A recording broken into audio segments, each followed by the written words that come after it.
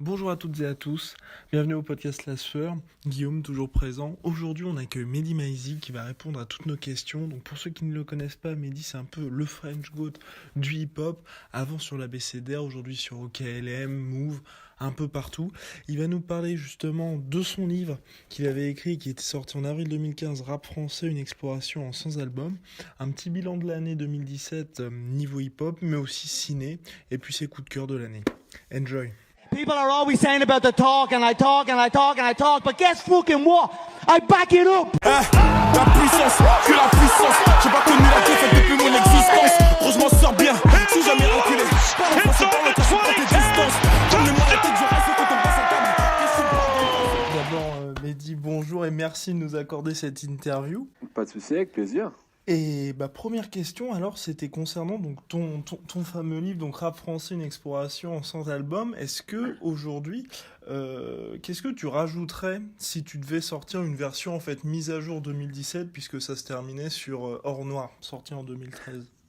Yeah, ça se terminait sur En Noir, et c'est vrai que le livre est sorti, si je dis pas de bêtises, je crois au mois d'avril 2000... 15. De 2015, exactement, ouais, ça va vite. 2015, et ouais, il s'est passé beaucoup de choses entre-temps, surtout que l'année 2015 a été une année assez importante pour le rap français, où il y a beaucoup de groupes et d'artistes qui sont révélés, en tout cas à ce moment-là. Je pense bien sûr à PNL, je pense à SCH. C'était une année assez importante, même à Lacrim. Bon, on le connaissait avant, mais disons, ça a été une année en fait d'explosion pour beaucoup de gens. Donc je pense que j'ajouterais Nekfeu aussi. Voilà, il a sorti son premier album à ce moment-là. Donc il y a quand même pas mal de disques qui pourraient être ajoutés, même dans, on va dire, des sorties plus confidentielles. Il y a un album que j'adore, moi, qui s'appelle Perdant Magnifique de Samir Ahmad, que j'avais pas pu mettre à cette époque-là. Voilà, je dirais qu'il y a pas mal de disques qui pourraient y prétendre. Si je devais en choisir un, vraiment, ce serait un disque de PNL. Je sais pas lequel, peut-être dans la légende, mais je pense qu'on va dire sur les 2 dernières années, c'est sûrement le phénomène rap et même un des phénomènes musicaux en France, tout simplement, qui est un des plus importants et un des plus marquants, qu'on aime ou pas PNL en fait. Donc je pense que je mettrais un PNL, ouais. Mais à mon avis, j'en ajouterais au moins 2 ou 3. Ouais. Et dans la même veine de ce livre-là, est-ce que tu voudrais ou tu pourrais réaliser une exploration du rap US en 100 albums, ou c'est quelque chose qui Ouais, t'intéresse pas vraiment? non, en fait, ça a plus ou moins déjà été fait. En fait, l'histoire de mon livre, c'est qu'à la base, il y a Sylvain Berthaud qui avait écrit un premier bouquin pour le même éditeur, qui était justement, alors je veux pas dire de bêtises sur le titre exact du livre que j'ai d'ailleurs, mais en gros, c'était le rap en 150 albums, quoi, avec 2-3 disques de rap français, mais une énorme majorité de rap américain, parce que lui était moins dans le rap français.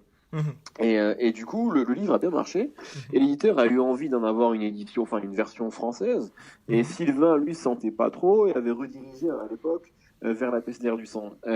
Mais du coup, en fait, le livre sur le rap américain, il existe déjà, alors avec la vision de Sylvain, pas avec la mienne, mais ce qui est intéressant sur le rap français, c'est que sur 100 disques, on peut avoir des débats. Je pense que sur le rap américain, il est tellement large, il y a tellement de scènes difficiles que finalement, en 150 disques, hormis à l'époque, il y a une variation de 20 à 25 albums, on sera tous à peu près d'accord sur Enfin, il y aura toujours des débats, mais on peut facilement se mettre d'accord sur 100 classiques du rap américain. Là où en France, on va dire, on a eu moins de sorties, notamment dans les années 90, donc on a encore des débats là-dessus. Donc non, je dirais que ce livre-là, il existe déjà. En fait, c'est une Sylvain Berthaud qui est très bien. Donc moi, j'ai pas de projet, en tout cas, dans l'immédiat de faire ça, non. D'accord. Et est-ce que justement là, ce livre-là, c'était en fait, il y avait plutôt les 20 premières pages qui étaient plutôt littéraires en fait. Est-ce que toi, t'aimerais revenir à l'écriture ou avoir un projet un peu plus libre comme ça? Parce que c'était plutôt une commande, ce livre-là, justement.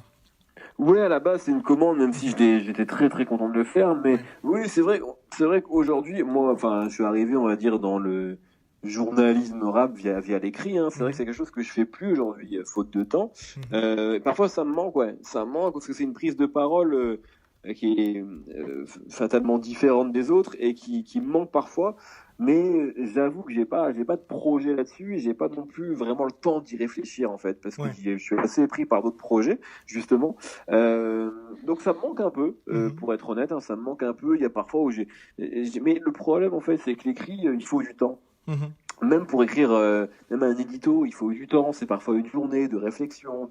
Et ce temps-là, en fait, je l'ai plus, ou alors je le prends pas, parce qu'en Ouais. fait, on peut toujours le prendre le temps. Je le prends pas parce que c'est vrai que je suis un peu dans ce flot voilà, d'émissions, etc. Donc, on va dire que j'ai un petit manque, mais j'ai pas réussi encore à me dire, on va combler ce manque-là, quoi. Donc, non. Et aujourd'hui, tu multiplies les projets, aussi bien podcast, télé, et puis même émissions de radio. Est-ce qu'il y a quelque chose que tu aimerais développer, un projet idéal que tu n'as pas encore fait et que tu aimerais développer? Ouais, il y a un projet que j'adorerais développer. J'aimerais avoir une sorte de jeu autour du D'accord. rap. Je peux pas en dire plus Ok. parce qu'en fait, pour l'instant, c'est une idée, mais c'est un peu un projet, Ah mais oui. vraiment très embryonnaire pour le moment. Mhm. Mais c'est quelque chose que j'ai vraiment envie de faire parce que j'ai pas mal d'idées. On a pas mal d'idées avec les gens avec qui j'ai l'habitude de bosser là-dessus. Mhm. Et je pense qu'il y a moyen de faire un truc assez marrant autour de ça. Mais la question, c'est que voilà, sur les jeux, on a tous tellement de références en tête Mhm. qu'il faut que ce soit vraiment bien produit. Il faut pas faire un truc cheap, il faut faire un truc qui a un peu de gueule parce qu'on a tous en tête 36 000 jeux, etc. Voilà, donc on peut pas se lancer un peu voilà, sans moyens et sans. Enfin, il faut faire les choses bien si on le fait. Mais on va dire, enfin, j'ai d'autres projets, mais on va dire que dans l'immédiat, ça c'est un truc que j'aimerais vraiment faire et que je prendrais beaucoup de plaisir, je pense, à faire. Donc ouais, j'ai ça dans un petit coin de ma tête. Ok. Et justement, donc voilà, il y a des projets, télé, radio. Et est-ce que tu as conscience du chemin parcouru et le fait que pour quelqu'un qui soit comme toi, uniquement, enfin, ou qui se concentre en gros sur le rap, d'avoir fait découvrir autant de musique à autant de personnes et des artistes également et de les avoir propulsés, donc soit par la l'ABCDR ou soit aujourd'hui sur OKLM, d'avoir mis la lumière sur différents artistes? Bah, en fait, ce serait quand même très prétentieux de ma part de formuler ça comme ça, de dire oui, grâce à moi, des gens ont découvert de la musique.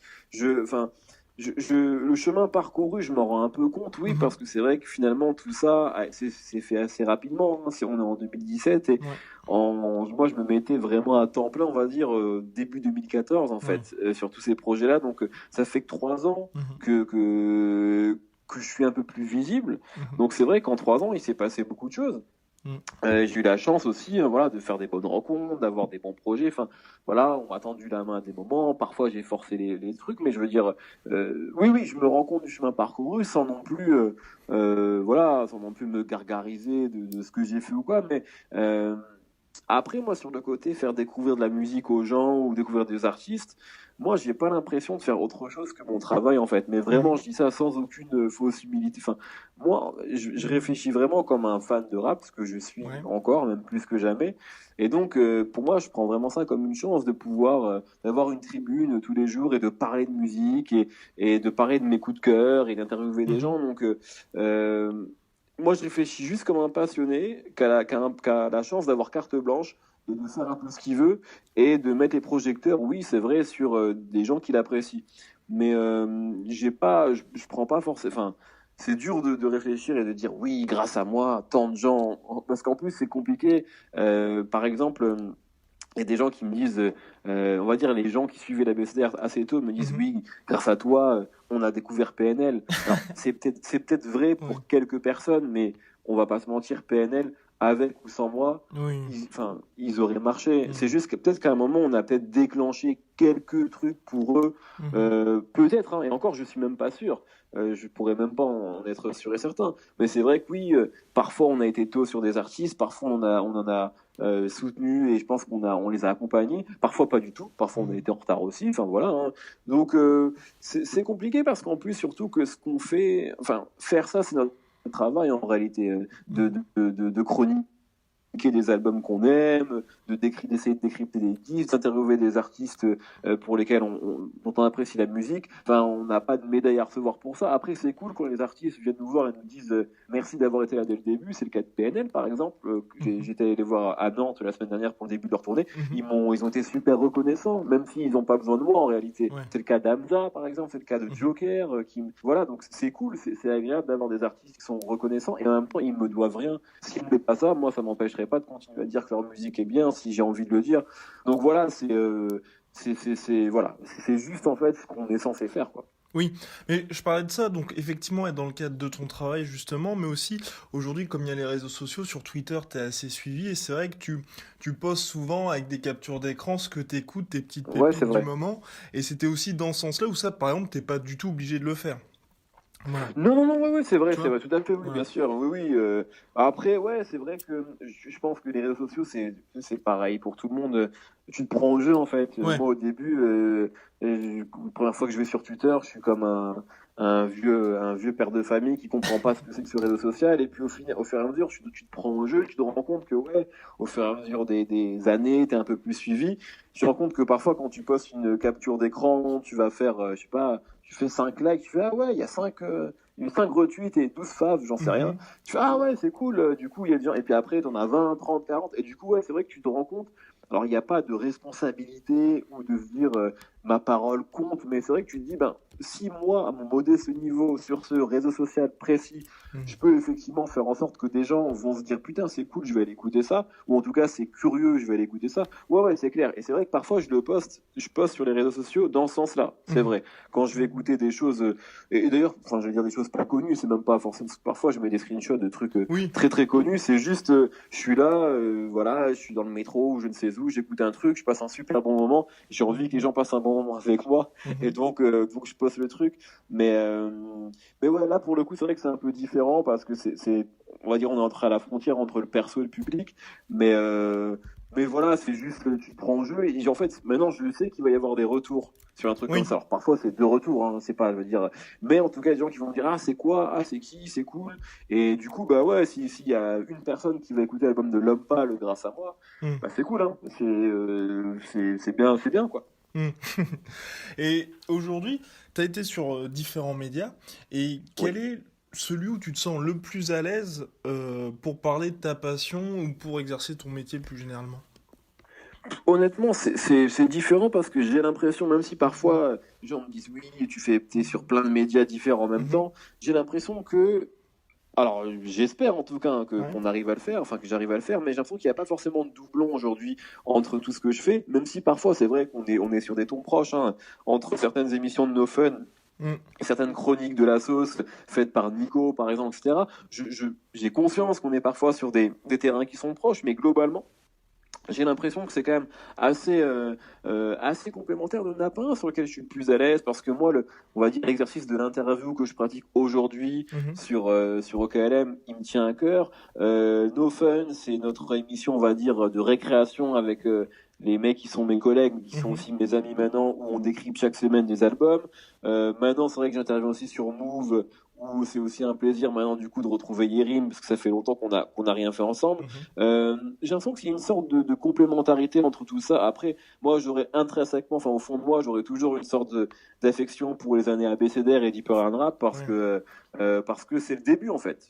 En tout cas, c'est le début déjà la BCDR du son tout court, c'est le début de moi en tant, on va dire, que journaliste. Et puis en vidéo, avec tout ce qu'on a fait avec Dailymotion à l'époque sur la BCDR et Deeper and Rap, c'est le début de nous, on va dire, en tant que journaliste un petit peu plus visible, où on apprenait en marchant, où on découvrait la vidéo, où on faisait des émissions sans pilote, on savait même pas ce que c'était, on connaissait rien.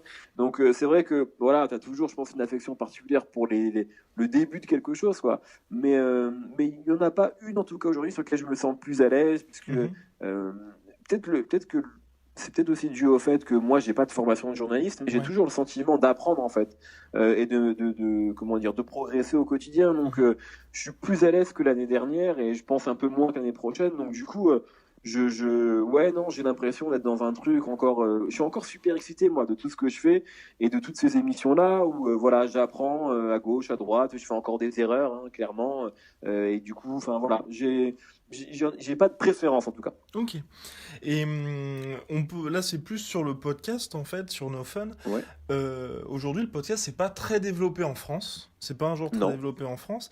Et est-ce que toi, le podcast, c'est le média de demain, le média hip-hop de demain? Est-ce que plus généralement, en fait, l'audio, c'est quelque chose qui va vraiment tendre à se généraliser, en fait? Alors, je dirais pas que c'est c'est le format de demain parce que je pense que et surtout sur l'audience, on va dire rap, qui est celle que je pratique au Ouais. quotidien, la vidéo et l'image est très important. Ouais. Vraiment, c'est super important. On s'en rend compte, hein, nous, où parfois, il y a pas longtemps, on a mis en ligne une vidéo, enfin une émission La Sauce, qui était consacrée à Eminem, où vraiment, l'émission, c'est 1h40, trois mecs autour d'une table, qui débattent des albums d'Eminem. C'est pas le truc le plus excitant à regarder, franchement. On est, je crois, là, à 25 000 vues en quelques jours, ce qui est pas mal pour une émission justement comme ça, alors que c'était disponible en audio. Hein. On a les podcasts en audio, mais beaucoup de gens nous ont dit on veut l'image. Donc on s'est dit bon, je me suis dit allez, filmons ça, diffusons-la et voyons comment ça se passe. Et franchement, c'est vraiment pas une vidéo d'une grande qualité en termes purement vidéo, mais ça ne dérange pas les gens qui ont besoin en fait de voir ce qui se passe, que ce soit un artiste ou même pas, parce que là il y a même pas d'invité, c'est juste nous, et on sent que l'image est quand même très importante pour cette audience-là, pardon. Donc ça c'est le bémol que je mettrais. En revanche, ce qui est sûr, c'est que oui, le podcast, c'est encore peu développé en France, comme tu le disais, mais c'est voué à grossir. Moi je le vois aussi. Parce que je travaille avec Deezer aussi maintenant, et là j'ai produit un podcast justement rap sur Deezer, qui est animé par Youssoupha Diaby, Hakim Djemili et Jérémy Getko, enfin les mecs du Whoop, et je vois que c'est en train de prendre, je vois que ça progresse au fur et à mesure, je vois que le public rap, il commence à être comment dire, de plus en plus client ce type de format-là. Donc oui, je pense que ça a voulu à grossir, mais je pense pas qu'il y aura, à mon avis, il y aura pas de, moi je crois pas à la théorie du grand remplacement, quoi. C'est pas l'audio qui va dégager la vidéo. Je pense que les deux vont coexister, comme c'est le cas aujourd'hui. C'est juste que l'audio va prendre de plus en plus d'importance, à mon avis, et le podcast, clairement, on voit ce qui se passe aux États-Unis, on voit qu'en France, de plus en plus de réseaux indépendants sont en train de se mettre en place. Binge, bien sûr, avec lequel je travaille, mais Nouvelles Écoutes, Slate, qui fait pour une très bon podcast depuis un moment. Donc voilà, Deezer aujourd'hui produit ses propres podcasts depuis longtemps. Je pense que d'autres plateformes de streaming vont y arriver, d'autres médias vont y arriver. Donc voilà, on sent qu'il y a un écosystème qui est encore timide, mais qui commence à se mettre en place. Donc oui, pour moi, ça va prendre de plus en plus d'importance, en tout cas, c'est clair. Ouais. Et justement, là, tu parlais d'Eminem, parce que t'as beaucoup apprécié, que t'as écouté auparavant.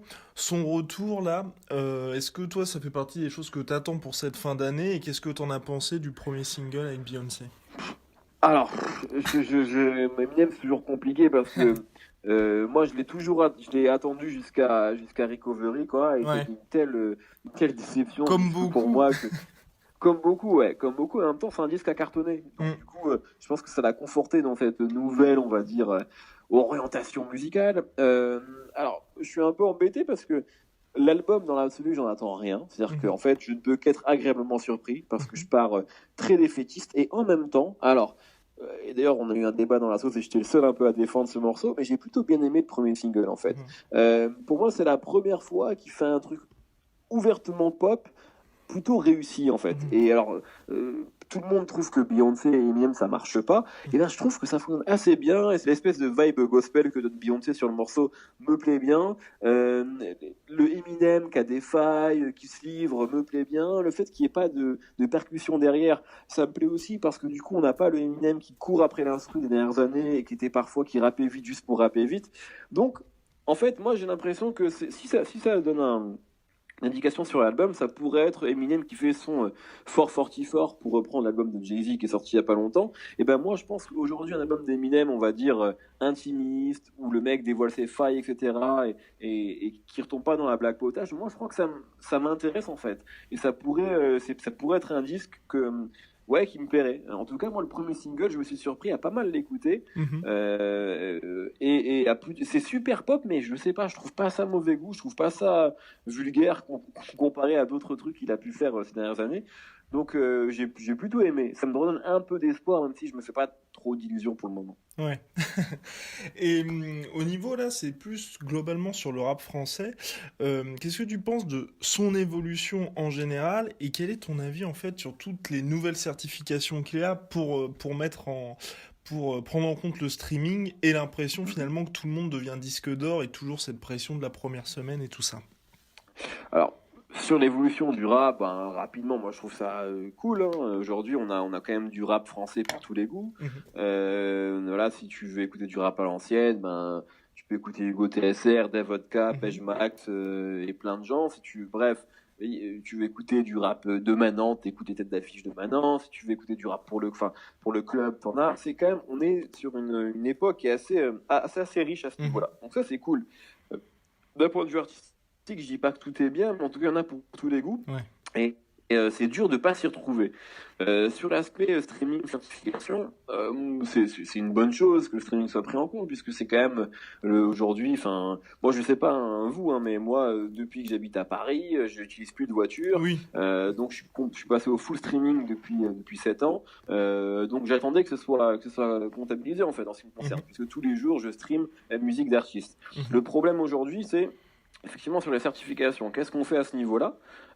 Parce que aujourd'hui, voilà, être disque d'or, c'est-à-dire que si t'es pas disque d'or dans le rap, c'est presque la honte. Ouais. Donc ça, c'est un problème. C'est-à-dire qu'en fait, c'est plus un trophée, c'est une évidence. Ça, c'est un souci. Donc, il y a différentes manières d'y remédier, soit rehausser les certifications, soit rehausser le stream. Et à mon avis, c'est peut-être là qu'il faut réfléchir. Aujourd'hui, un stream, c'est 31 secondes. C'est pas beaucoup. C'est-à-dire qu'en fait, moi, il y a plein de morceaux que j'aime pas, que je vais zapper au bout d'une minute 30, Mhm. mais donc, je vais quand même donner un stream à l'artiste avec 31 secondes. Donc, il y a peut-être quelque chose là-dessus, d'autant que l'audience rap est une audience qui zappe énormément, très vite. Moi, je le vois sur les stats, etc., qu'on a ici. Donc, je me dis que ça pourrait changer la donne si les gens ont rehaussé le stream. Après, la question des certifications, c'est compliqué parce que aujourd'hui, le streaming donne, on va dire, le beau rôle au rap. C'est pas le cas de tous les genres musicaux. Donc, si demain on rehausse le disque d'or à 100 000, là on regarde le rap, mais regardons les autres genres musicaux. Je suis pas sûr que ce soit très bénéfique pour eux. Je suis pas sûr que si demain on met le disque d'or à 100 000, qu'on aura déjà qu'on n'a pas beaucoup de gens dans le jazz qui sont disques d'or. Mhm. Je pense qu'on tuera encore plus ce genre-là. Mhm. Pareil, même pour certains trucs de chansons françaises, etc. Où un disque d'or de Juliette Armanet, par exemple, ça s'obtient pas en une semaine, quoi. Donc voilà, c'est compliqué et je laisse aux gens qui sont en charge de réfléchir sur ces sujets et de le faire. Mais ce qui est sûr, en tout cas, c'est que là, le disque d'or n'a plus vraiment de valeur, dans le rap en tout cas. C'est-à-dire que c'est devenu une formalité et ça devrait pas être une formalité. Ouais, tout à fait. Et question ciné là maintenant, est-ce que t'as vu le biopic qui est sorti sur Tupac, All Eyes on Me? Ouais, je l'ai vu. Et Je l'ai vu parce qu'il est sur Netflix maintenant, ouais. par rapport à celui qui était sorti en 2009 sur Notorious, as-tu vu les deux, les as-tu appréciés? Et si oui, quel était ton avis dessus? Alors oui, j'ai vu les deux et je trouve que globalement c'est à peu près du même niveau, Mhm. c'est-à-dire d'un point de vue cinématographique assez médiocre. Mhm. Je vais être honnête. Les seuls bons films sur le rap, c'est des films qui ont été faits par des vrais réalisateurs, Mhm. en fait. Donc, c'est-à-dire 8 Mile, c'est Curtis Hanson. Le film The 50, c'est Jim Sheridan. Donc, c'est des mecs qui avaient déjà fait des films à Oscar. C'était des vrais cinéastes qui avaient une vraie vision et qui ont eu envie, voilà, juste de mettre au mieux en image l'histoire d'un artiste. Mhm. Ceux-là sont un peu compliqués parce qu'on sent qu'en fait, c'est juste des commandes qui reprennent vraiment la fiche Wikipédia de l'artiste et qui la déroulent. Et donc, le film sur Tupac est très problématique à mon avis. Alors, bon, déjà, moi, je vais être honnête, j'ai vu ces films avec plaisir. Mhm. Pourquoi? Parce que je suis fan de Tupac et Biggie, comme tous les fans de rap. Donc, j'y prends quand même un peu de plaisir à voir ça parce que c'est toujours un peu touchant de voir la vie à l'écran de quelqu'un qu'on adore. Maintenant, c'est des films qui sont quand même où il y a pas beaucoup de rythme. Celui sur Tupac est embêtant parce que tout ce qu'ils ont uniquement joué sur la ressemblance de l'acteur avec Tupac, qui effectivement est flagrante, Mhm. mais qu'est-ce qu'il est fade ce comédien. Et c'est un problème parce que Tupac, il n'y a pas plus charismatique que Tupac. C'est quelqu'un qui rentre dans une pièce, il irradie la pièce, t'es capable de le suivre au bout du monde. Vraiment, il y avait un truc très magnétique avec lui. que ce mec n'a pas du tout. Donc j'ai trouvé que lui, il gâchait complètement toutes les quelques bonnes idées du film en étant extrêmement fade. Donc c'est un vrai souci. Et en plus, surtout, le problème de Tupac, c'est quoi? C'est que en très très peu de temps, il a eu une vie mais démente, Ouais. vraiment démente. En 6 ans en fait, si on regarde vraiment en très peu de temps. Et c'est compliqué de résumer ça sur 2 heures. Ouais. Donc, et c'est le problème de tous les biopics en fait qui disent allez, on part du début jusqu'à la mort. Et souvent c'est compliqué parce qu'il n'y a pas assez de. Alors, 2 heures c'est pas assez pour raconter la vie de quelqu'un. Surtout ce type de vie extraordinaire que peuvent avoir des mecs comme Mohamed Ali, comme Tupac, comme Ray Charles. Bref, c'est des destins qui sont pas normaux, pas communs. Donc à mon avis le mieux serait, je sais pas, de réfléchir à une série ou à quelque chose comme ça, ou alors moi un biopic que j'adore dans un registre très différent, c'est Lincoln de Spielberg. Pourquoi? Parce qu'il prend une toute petite partie de la vie de Lincoln, mais qui va étirer sur 2 heures et qui permet finalement d'en savoir énormément et de tout comprendre au personnage. Et moi, c'est ça que j'aurais aimé en fait, avec Tupac ou avec Biggie ou avec Ray Charles, qui est un film qui avait été salué par la critique, mais qui m'avait un peu ennuyé moi. Ouais. Le côté, on déroule toute la vie de quelqu'un sur 2h30, souvent ça m'ennuie en fait. Et donc voilà, et en plus Tupac et Biggie, bon, c'est quand même des films. Voilà, moi le Biggie c'était cool, il y a des moments qui sont quand même assez émouvants, etc. Mais globalement, c'est des choses devant lesquelles on s'ennuie et qui sont pas aidées par les comédiens en plus, qui sont souvent uniquement pris pour leur ressemblance plus que pour le talent. Et ça, c'est un problème, quoi. Et à contrario, justement, le Straight Outta Compton qui était sorti en 2015, pour celui-là, en fait, on avait vraiment l'impression d'un blockbuster finalement, parce qu'il y avait eu tous les moyens qui avaient été mis en place. Est-ce que celui-là t'avait marqué et t'avais apprécié? Il m'a pas plus marqué que ça, même s'il est clairement de meilleure facture. Mais j'étais pas fan. En fait, pour moi, il y a de trop grosses incohérences. Alors, c'est peut-être justement le fan de rap qui parle, et où on sait qu'il y a, voilà, il y a des choses qui sont hallucinantes, quoi. De voir Eazy-E qui pleure quand il voit la pochette de The Chronic de Dr. Dre. On sait que ça s'est pas passé comme ça. Enfin, c'est sûr que non. Eazy, à ce moment-là, il produit les bonnes tugs, il se fait plein d'argent. Enfin, je veux dire, il n'avait pas de raison de pleurer devant le sujet de Dr. Dre, en fait. Et voilà, le problème de ce film, c'est que c'est l'histoire racontée par les vainqueurs, quelque part, en tout cas par ceux qui sont encore en vie, et qui sont aussi producteurs du film, en plus. Donc, voilà, il y a un petit souci de juge et parti qui me dérange un peu. Maintenant, je pense que si j'étais pas fan de rap et que je découvrais ce film-là comme quand j'ai regardé le film d'Oliver Stone sur The Doors, je me dirais que c'est un bon film, ouais. C'est un bon film qui est bien foutu avec du rythme, etc. Mais quand tu connais le truc, alors moi je demande pas à un biopic d'être exhaustif, c'est impossible, mais au moins de pas mentir, quoi. Et là il y avait des mensonges dans ce film-là. C'est ce qui me dérange un peu. Et quel est ton film culture hip-hop qui t'a le plus marqué ou que t'as le plus apprécié? Donc là c'est assez vague, ça va des films purement orientés donc de à 8 Mile à Training Day par exemple. Moi, je vais être très clair. Franchement, je vais être très très cliché, mais je vais dire 8 Mile. Franchement, parce que au moment où ça sort, pour moi c'est la plus grande époque d'Eminem. Moi, je suis à fond dans Eminem à ce moment-là. Je suis à fond dans G-Unit, chez Records. Toute cette écurie-là, je les suis de très près. Et ce film-là a été une vraie claque pour moi à cette époque-là. Franchement, c'est aussi l'époque où moi, voilà, je suis ado, je suis en seconde, en première, je sais plus. Et donc, je me replonge aussi beaucoup à ce moment-là dans tous les 10 années 90. Voilà, où je parfais ma culture, on va dire, à ce moment-là. Enfin, parfait. Elle est jamais parfaite, mais ce que je veux dire, c'est qu'à ce moment-là, voilà, j'essaie de combler beaucoup de manques et de lacunes. Et voilà, le fait, ce disque-là, la BO de ce disque-là, enfin, les films, en tout cas, qui sont joués dans ce film, les morceaux, pardon, excuse-moi, qui sont joués dans ce film-là, m'ont tous beaucoup accompagné, en fait. Il y en a que j'ai découvert, alors il y en a que je connaissais comme Shook Ones, mais ce film a redonné une autre vie à ce morceau-là. Players Ball, d'Outkast, le morceau de Method Man et Mary J. Blige, enfin, il y a plein, finalement, de morceaux comme ça qui, du coup, grâce à ce film-là, moi, je suis allé creuser vers plein d'albums ou d'albums affiliés aux artistes dont parlait le film. Donc c'est un film qui est très important pour moi et qui est aussi un bon film, qui a plein de moments de bravoure, qui montre, voilà, qui joue sur en fait les 2-3 seules émotions qu'Eminem arrive à faire avec son visage. Mais pour ce film-là, ça suffit. Et puis voilà, avec la mort de Brittany Murphy aujourd'hui, je sais pas, je trouve qu'il y a une tendresse encore plus particulière pour ce film aujourd'hui. Et c'est un film que j'aime beaucoup. Après, il y en a d'autres. Il y a Hustle and Flow, dans un registre très différent, qui est génial. Voilà. Mais c'est cliché de dire ça, mais franchement, 8 Mile, pour moi, c'est celui que je préfère en tout cas, Mhm. clairement. Et on voit aujourd'hui, comme avant les Américains, des rappeurs français en fait réussir la passerelle entre musique et cinéma. Est-ce que pour toi c'est un signe de changement en fait dans les mentalités vis-à-vis du rap, dans le sens ça arrive à maturité?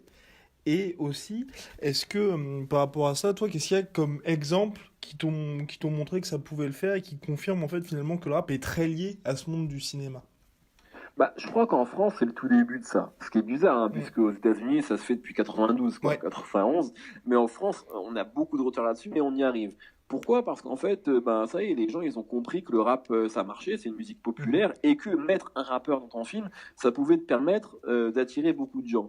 Mhm. Là, franchement, je sais pas, j'ai pas les chiffres, enfin de vente, enfin de places vendues pour le Mhm. film de Thierry Cliffal avec Nekfeu, Ouais. mais ça a été l'événement, c'était plus ça que le film en Oui, réalité. J'ai l'impression tout à qu'il y fait. avait la confrontation Nekfeu de Neuve, Mm. ce qui est génial. Franchement, c'est génial dans l'absolu. Donc, et combien de gens sont allés au cinéma pour voir Nekfeu? À mon avis, enfin, je pense qu'il y a beaucoup de gens qui sont allés voir le film avec ça en tête. Mhm. Et aujourd'hui, c'est ce qui est en train de se passer. Moi, demain, quand Fianso sera dans un film, je peux te dire que je vais y aller tout de suite parce que je Mm. trouve Fianso extrêmement charismatique et que j'ai envie de voir ce mec-là à l'écran. J'ai vraiment envie de le voir à l'écran. Donc voilà, je crois que tout doucement, l'industrie commence à comprendre ça parce que voilà, hein, à la base, c'est pas parce qu'ils aiment Nekfeu, Fianso et Nesbill, c'est juste parce qu'ils se disent que c'est des rappeurs, le rap ça marche, c'est la musique numéro 1 en ce moment. Ben venez, on crée un pont et on fait de l'argent. Mm. Donc c'est cool, mais du coup, nous, ça permet peut-être aux rappeurs et à cette culture-là d'être encore plus mainstream qu'elle ne l'était avant. Et surtout, il y a toujours un lien entre le rap et le cinéma. Les rappeurs adorent se mettre en scène dans leurs clips, etc. Donc, on a vu Caris dans Braqueur, il a refait un film cet été, je crois. Mm. Il était plutôt bon. Donc, voilà, moi, je trouve ça intéressant et je trouve ça bien, en fait, euh, voilà, que ça arrive enfin, en fait, et que ça arrive enfin. Et puis je pense que dans tout ça, il y a des gens qui vont se révéler. Encore une fois, je parle de Fianso, mais je suis Ouais. persuadé que, enfin, pour moi, ce mec-là, il est fait pour faire du théâtre même, quoi. Ok. Donc, je trouve ça bien, je trouve ça cool. Après, il faut pas prendre des rappeurs pour prendre des rappeurs. Ouais. Il faut pas, voilà. Mais bon, ça arrivera fatalement. Mais dans tout ça, je pense il peut en ressortir des trucs cool. Et là, ce petit bilan en fait pour 2017, ça a quand même été une année assez faste pour le rap français, en termes de vente comme au niveau des justement succès et estime critique. Est-ce que toi, tu penses là au niveau de cette année qu'il y a encore des gros projets qui vont arriver, qui vont pas mal marquer, notamment justement l'album de Booba et celui de Rof qui vont arriver en décembre? Ouais, ben Rof, je sais pas si c'est l'album, on sait pas encore hein, si c'est vraiment un album ou Oui. juste un morceau. Ouais. Donc, même s'il y a une rumeur, effectivement, on sait pas trop. Ouais, il y a celui de Booba, bien sûr. Après, bon, j'ai rien écouté, hein, Oui. je peux pas vous dire ce qu'il en sera. Mais ce qui est sûr, c'est que ce sera un événement. Après, est-ce que l'album sera réussi ou pas? En tout cas, je suis comme tout le monde, je suis très curieux d'entendre ça. Mais je dirais qu'en termes de grosses sorties, il y a ça. Mais après, il y a encore des sorties intéressantes. Il y a ce vendredi, il y a Ichon qui sort enfin son premier album. Sim Lesio qui sort un projet aussi ce vendredi. Et puis sûrement d'autres que j'oublie. Hein. Il y a Jul qui sort un album Oui. le 1er décembre. Mhm. Voilà, ce sera un projet important, quoi qu'il arrive. Mhm. Donc, ouais, je pense que maintenant, et puis en vrai, on n'est pas à l'abri, vous savez, qu'un album surprise sorte du jour au lendemain. Je sais, peut-être que Nekfeu va sortir un album là Oui. demain, peut-être que maintenant il y a tellement ce truc-là aussi qui existe que, mais c'est vrai qu'à mon avis, enfin, l'événement là de la fin d'année, c'est le Booba quoi. C'est le Mhm. Booba que tout le monde va scruter et guetter, ouais.